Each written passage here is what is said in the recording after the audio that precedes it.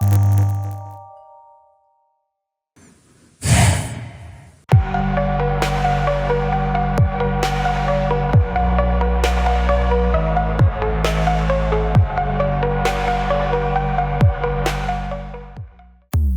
right, what is going on, everyone? So we are back. There's a lot going on all the time in quantum computers. So we're going to talk about DARPA today, and we're just going to watch the DARPA home screen here, okay? So I'm loading the DARPA home screen. I think their banners tell the story. So what is their mission? To create technological surprise for national security. Turn what if into what's next. Transform napkin sketches into world-changing technologies. So, velocity to break the boundaries of possibility. It's not impossible, it is DARPA hard, okay? So what is DARPA? DARPA is like the mad scientist lab for the US military. They invent super high-tech things to help keep the country safe. So how does DARPA and quantum, what is the overlap there? So quantum computers are super powerful, and they will become more and more powerful and can solve problems regular computers can't. So DARPA is making sure the US gets really good at quantum computers before someone else does.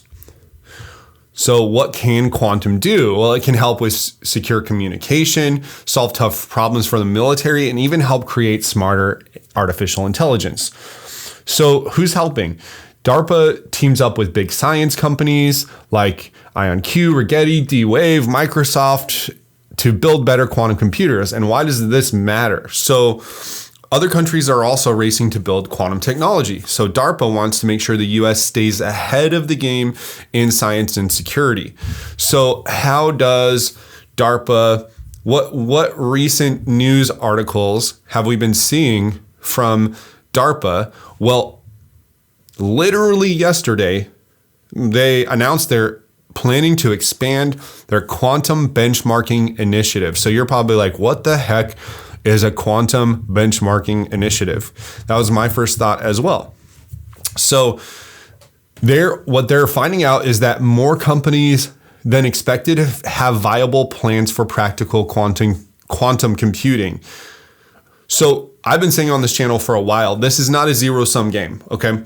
Quantum computing companies will succeed in different ways, and there's not just going to be one winner. I don't think it's going to be a situation like NVIDIA where one winner takes 95% or 90% of the market share. I really think the different approaches you see in D-Wave, Rigetti, Microsoft, all these different approaches to quantum computers, using different atoms, using different reading methodologies and different approaches scientifically, they will all have their own merit and they will all have their own space. So while initial contracts were sent to Microsoft inside Quantum, DARPA is now inviting more companies to participate, with new awards expected by late March. Okay, so that seems like a pretty huge catalyst for quantum investors, if you ask me. That's just my opinion. The agency, so DARPA is preparing to expand its QBI after finding more companies than expected have feasible plans for building practical quantum computers. The agency is weeks away from awarding new contracts. Weeks. Okay. So DARPA doesn't mess around. They have rigorous standards. And in this interview, he said that there was a 50% success rate, higher than anticipated. That was definitely surprising. DARPA is now moving to bring more companies into the fold. So there's a whole staged process to a selection process to get a DARPA award. And a lot of companies, it looks like they're expanding the conversation. So DARPA has assembled the most comprehensive quantum test team composed of roughly 200 experts from government institutions, including Los Alamos National Laboratory, the Air Force Research Laboratory, and research centers like Johns Hopkins. These specialists spend most of their time on DARPA's quantum evaluation efforts. One thing we haven't talked about a lot on this channel, and I have seen some requests for us to talk about quantum sensing. So DARPA also is looking to advance quantum sensing technology for use in real world conditions. So this article is just from a couple of weeks ago. I mean, I'm not going back 7 years or even 7 months. We're talking days. This stuff is happening every single day. And it's pretty insane what's happening. So quantum sensors, which have demonstrated unmatched precision in measuring magnetic fields, gravity, and motion, hold immense promise for advancing defense capabilities. However, these sensors face significant challenges when deployed in real-world settings. To address these barriers, DARPA is launching the Robust Quantum Sensors Program. The ROQS program is designed to tackle the problem of sensor fragility at its core. Instead of relying on bulky shielding or isolation techniques that are impractical for widespread use, ROQS will explore new approaches to sensor design and architecture. Potential approaches include engineering sensor architectures that can suppress environmental disturbances, developing compact arrays that differentiate between noise and meaningful signals, and exploring advanced atomic systems for greater stability under dynamic conditions. So very cool. But wait, there's more. So some of you probably already saw a few of these articles floating around as recently, again, as February 21st. Dear Rigetti computing stock fans, a major military catalyst is just around the corner. So quantum computing is the new gold rush, and investors are eagerly watching the horizon for the next breakthrough. It is palpable. The excitement is palpable. I will say that, okay? There's a lot going on, and the more these headlines come out, the more the doubters, the case is just falling apart because there's just so much going on. It's just hard to deny the amount of just excitement in this industry right now. What's even more exciting, according to analysts, a new catalyst is on the horizon for Rigetti. The upcoming DARPA quantum benchmarking contract awards anticipated in February could be a game changer, and analysts believes Rigetti is perfectly positioned to secure a win with a projected value of $300 million over 7 years. The DARPA initiative could pave the way for the development of high-fidelity, error-corrected qubit systems. Now, if we jump over to my channel, I'm going to do a little bit of point out a couple things that if you're really interested in this, there's a couple things, a couple must watches, okay?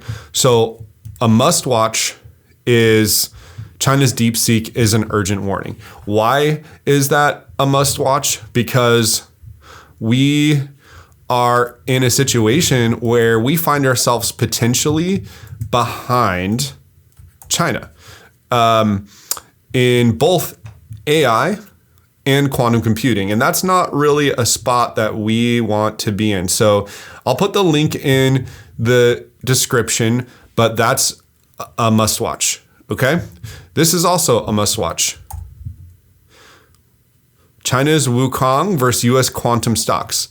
So these all these things are happening. It's not just the US. Sometimes the US is the only player in the game, but that is just not the case here. So if we drag our feet in the United States, then other countries will beat us to the punch. So great article from Bar Chart. Another one, Market Insider, load up ahead of DARPA's decision. Okay. So while there are a number of different modalities for quantum computers, including trapped ions and photonics, and by the way, this article is from this month as well, February 11th. While there are a number of different modalities for quantum computers, including trapped ions and photonics, our understanding is superconducting in orders of magnitude faster than others. Rigetti, Google, and IBM are the primary vendors for the superconducting modality. So if you are a fan of Rigetti, it's really nice to see these names together. Real nice. All right, one last stop on this train, and then we're gonna call this video good. So Why are we doing all this? So we're going to go back to an article I've already covered on this channel, which is quantum computing has arrived. We need to prepare for its impact. So now we're starting to gear up. Make sure you check out that video. I go deep into this article, one of the best articles out there on this whole craziness right now. Let's talk about quantum cybersecurity. That's why DARPA is interested. That's why money and inflows are going to come in, because it doesn't matter if you want a quantum computer or not. If a quantum computer can attack your cybersecurity and unlock your secrets, then it's everyone's problem. It's nothing to slack about. So let's look at this. So quantum cybersecurity, the United States and other nations are concerned that hackers are stealing data now so that it can be cracked by quantum computers within the decade. The same processing power that makes it possible to quickly decode or solve complicated problems can also be used to compromise cybersecurity. This directly threatens financial systems and other vital infrastructure. Okay, this is the first time I've heard of this, but Q-Day, an event referred to as Q-Day by quantum researchers, is where large-scale quantum computers can use Shor's algorithm to break all public key systems that employ integer factorization-based and other cryptography. We're going to have fun with the thumbnail because we're going to have some like Terminator, Q-Day. Like, look at that. That's just beautiful. Q-Day. Well, it's not going to be beautiful if we actually live through it.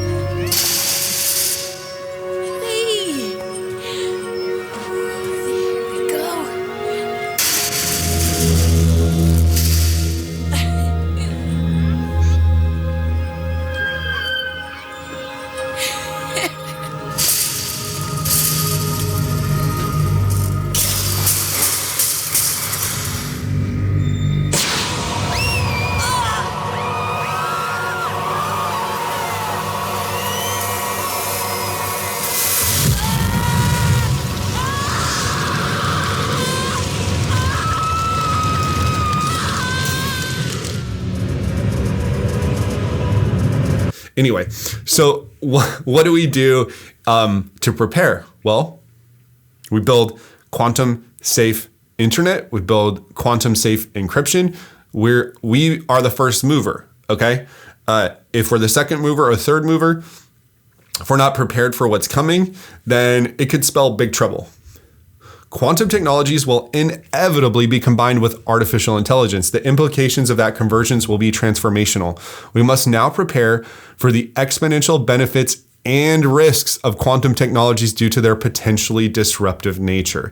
So this is a great note to end on, and I do want to highlight a couple things. So benefits, risks. So that's what makes this conversation so interesting, because there's so many cool things that quantum computers can do, but we can't ignore the other side of the conversation, which is the risk of our encryption being broken, the risk of quantum technologies getting into the hands of bad actors or those with bad intentions to disrupt economies, to disrupt infrastructure, to disrupt financial systems. So we have to be prepared for the potential risks. And anybody who's talking about quantum technologies should also be talking about artificial intelligence. Look at ChatGPT in 2022 and look at it now. Look at the progress just on CPUs and GPUs in the last couple of years. It's so good. It's so much better than it was. If you haven't used ChatGPT in 2 or 3 years and you think it's just a glorified text-based response engine, no, it is an insane tool that has progressed so far in just such a short period of time. And it's just one of many, many large language models and AI models and AI companies, for that matter, that are out there. And all of these AI companies and all of these AI models could potentially have crossover with quantum technologies. That's what people need to understand, and I think is often missed in this conversation, is that AI and quantum are friends. quantum CPUs and GPUs are friends. They're technologies, right? The way we use the technologies is where we get into the rub. Okay. So that's all I've got for today. DARPA, cybersecurity, catalyst. If you are interested in this topic right now, hold on to your seats, buckle in, because we are in for a wild ride in 2025. I hope I'm doing a good job here. Let me know if I am covering these stories. It does take some time and thought and energy, so I want to make sure I'm putting my energy in the right place. Please leave a like or subscribe if I've earned it, and let me know if there's any content you would like to see. Thanks, everyone.